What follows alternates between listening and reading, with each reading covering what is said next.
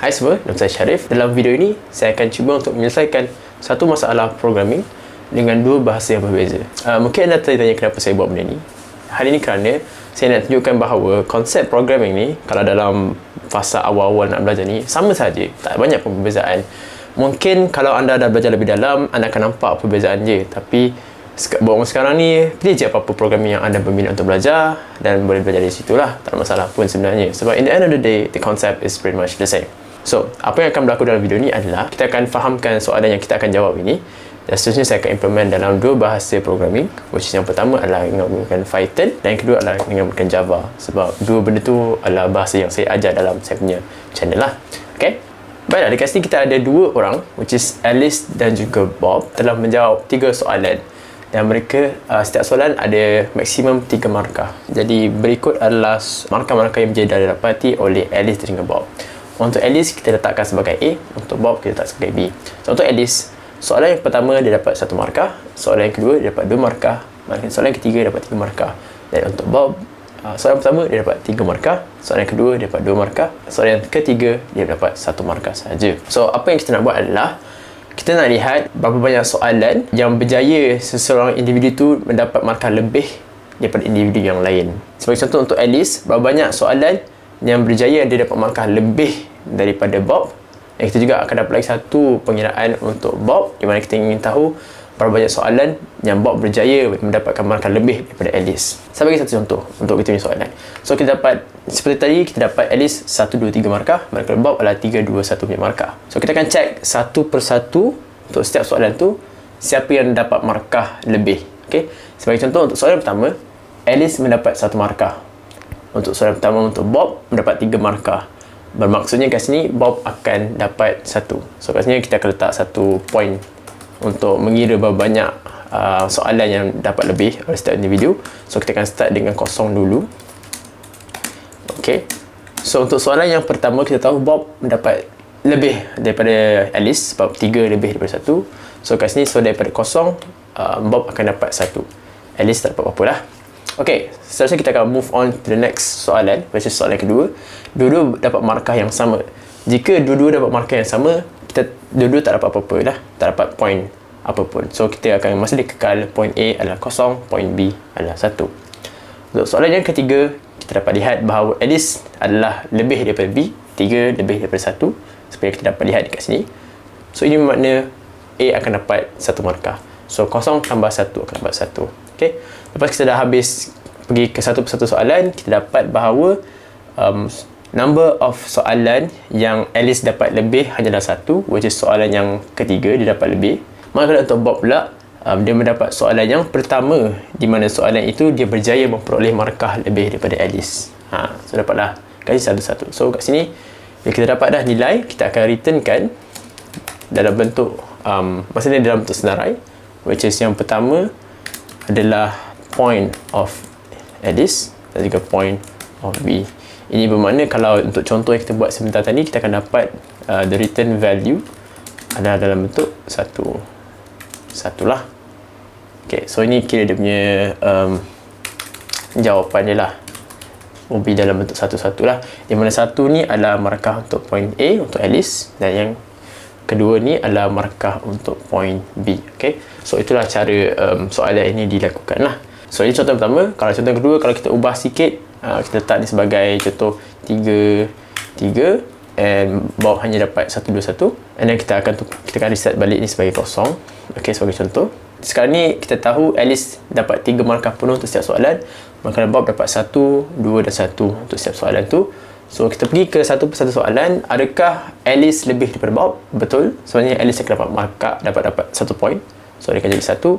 Dan untuk soalan kedua, kita tahu Alice 3, Bob 2. So, Alice lebih daripada Bob. So, Alice akan dapat lagi markah. So, 1 tambah 1 dapatlah 2. And then soalan yang ketiga, kita dapat tahu bahawa Alice 3, Bob adalah 1.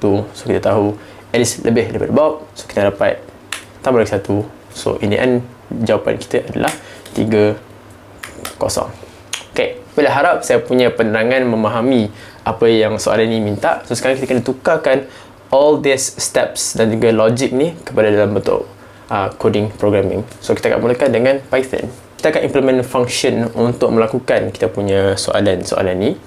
So kita akan letak dengan def, and kita akan kata compare triplets. Ingat, function kita boleh namakan apa-apa saja. So saya namakan sebagai compare triplets sebab kita nak membandingkan 3 array of 3 numbers, and kita akan diberikan 2 array, so which is array A, B, di mana kita tahu array A adalah daripada Alice, array B adalah daripada Bob, and bentuk dia dalam bentuk macam ni lah. Alright, so sebelum apa kita kena ada kita punya pengiraan markah perbandingan, okay, which is going to be point A.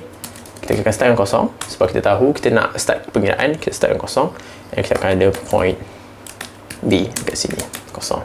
Okay, so sekarang kita dah ada, sekarang kita nak mulakan perbandingan. Sebabkan kita ingin mulakan perbandingan untuk setiap ni nombor, so ini adalah satu repetition ataupun satu loop.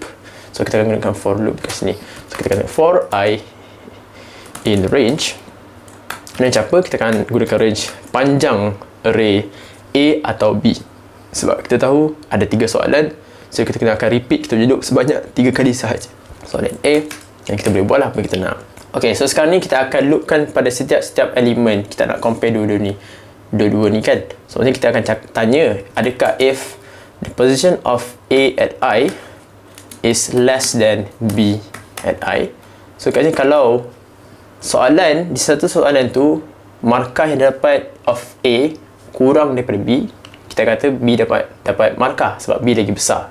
Bagi contoh, ingat, kalau anda tak faham ni jangan risau, kita akan buat satu lagi contoh. Kita akan go through code ni. So mula-mula anda tengok saja code ni macam mana.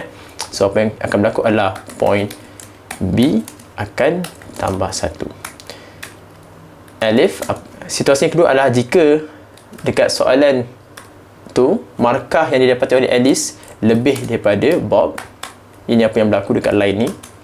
If A is more than B in a particular soalan given by I ni, kita kata point A is akan tambah 1 lah sebab sekarang ni Alice lebih besar dalam markah.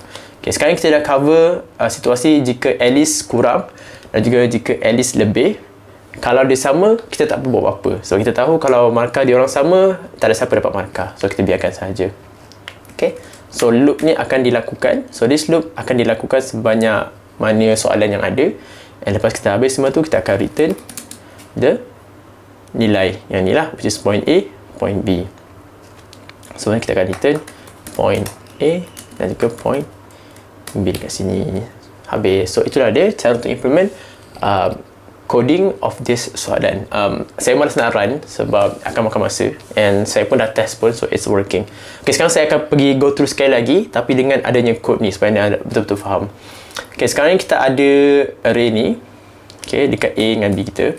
So sekarang ni kita boleh letakkan kita punya kita bayangkan A sebagai 33, B sebagai 121.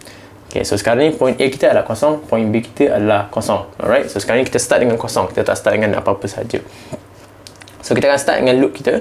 So sekarang ni variable yang kita ada is I. So I start dengan kosong, and kita juga ada point A start dengan kosong, dan kita ada point B kita start dengan kosong. Alright, so loop yang pertama I sama dengan kosong. Okay, so kita akan check adakah A di position kosong. Kita tahu kosong adalah posisi pertama, so A posisi kosong adalah adalah 3. Okay, 3 kat sini, so kita dapat 3. Adakah kurang daripada B position kosong adalah 1. So kita akan check adakah 3 kurang daripada 1. Tidak, sebab sekarang kita tahu 3 ni lebih besar daripada 1, so kita tahu yang ni tidak akan lalu. So sekarang kita akan check the next condition, alif. So sekarang ni akan check adakah 3 lebih daripada 1. Betul. So bila betul, point A akan tambah 1. So ini apa yang berlaku dekat line ni lah, point A ditambah 1. So sekarang ni untuk loop ni tambah 1. Okay, loop pertama sudah habis. Okay, sekarang kita akan pergi ke loop yang seterusnya di mana I equals to 1, and kita juga akan check adakah A dalam posisi 1, which is going to be A1 is going to be 3 kat sini. So 3 adakah less than B1 adalah 2 kat sini. Alright, so 3, 2 dekat sini. Kita check adakah 3 less than 2, which is going to be false sebab kita tahu 3 lebih daripada 2, so ini tak akan jalan.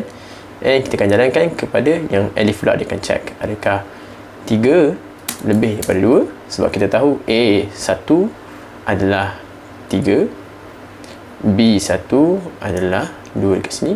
So 3 lebih 2 ialah betul, true. Jadi maksudnya kat sini point A akan tambah 1 menjadi 2 dekat sini lah. And then kita akan lakukan lagi satu loop sebab kita tahu kita ada 3 elemen. So kita akan dapat I equals to 2 pula. And then dia akan buat benda yang sama, and kita dapat tahu bahawa point A akan tambah lagi 1 mendapatlah 3 dekat sini. And habis kat sini, bila I equals to 2 akan habis kat situ. And then finally dia akan return the value of this, which is going to be equals to 3, 0 dekat sini lah. So itulah apa yang berlaku dekat sini. So sekarang kita dah berjaya implement dalam Python. Sekarang saya tunjukkan kod yang sama dalam bahasa Java. And saya takkan implement daripada kosong sampai habis. Saya akan terus keluarkan and kita akan compare sebelah-sebelah supaya nampak lebih senang lah. Kita akan pergi ke the similarities dulu, persamaan dulu. And then saya akan sentuh sedikit perbezaan yang anda boleh nampak lah dekat sini. Okay. So sebelah kiri kita adalah kod dalam Python. Kerana kita adalah dalam Java, mula kita akan letak penamaan function kita yang kita ingin implement. Sama juga kita ada nama, which is compare triples kat sini. So kat Java ni kita ada kita punya nama function, kita juga ada kita punya parameter yang kita perlukan, which is 2 parameter A dengan B. Sama juga ada A dengan B kat sini. And then seterusnya kita ada kita punya variable yang kita perlukan untuk mengira markah perbezaan tu. So kita ada point A dengan point B kat sini. Sama juga dengan kat Python, point A, point B. And then kita juga ada for loop dekat sini. This is a for loop. Ini juga satu for loop. Okay. And dia buat benda yang sama juga. Kat sini kita nampak ada if and else statement. Ini pun ada if and else statement dekat sini. So kalau A less than B, B dapat markah. Kalau A more than B, A dapat markah lah. So satu logik yang kita semua faham. And then lepas kita dah habis kita punya for loop ni, kita akan letak jawapan kita dekat sini lah. Which is pretty much the same as dekat Python ni, nampak?